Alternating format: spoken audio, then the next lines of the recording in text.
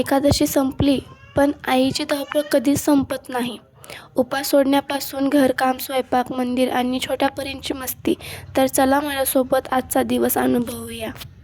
आज एकादशीचा उपास सोडायचा दिवस होता.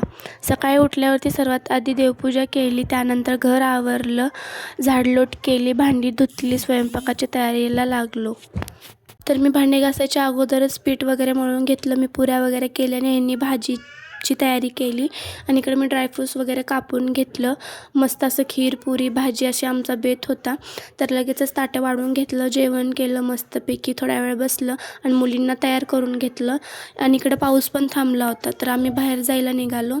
तर इकडं वैष्णवी मंदिरला गेलो होतो. खरं खूपच भारी असं मंदिर होतं. मस्त असं डोंगरासारखं वगैरे असं त्यांनी डिझाईन केलेलं होतं.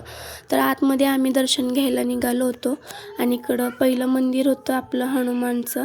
मग तिथं पाया वगैरे पडलो आणि इकडं मध्ये सगळे असं देव होते, दत्त मंदिर असं काही काही होते भरपूर. मग इकडं दर्शन वगैरे घेतलं आणि थोड्या वेळ बसले आणि मी यांना इकडं बघ म्हणते, त्यांनी बाहेरच बघत होते कारण की तिकडं दुसरं काहीतरी वेगळं चालू होतं. तर इकडं आम्ही बघितलं, तर काय होतं सांगू का, इकडं ते गुफेमध्ये जायचं हे त्यांनी बघत होते.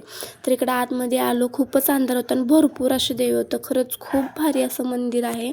तुम्ही पण एकदा नक्की दर्शन करायला या इकडं. तर त्यानंतर इकडं एक मेला लागला होता, तिथंच आम्ही आलो. तर इकडं सगळं असं खूप काही कपड्यांचं वगैरे होतं. तर भेटू नेक्स्ट ब्लॉगमध्ये. बाय.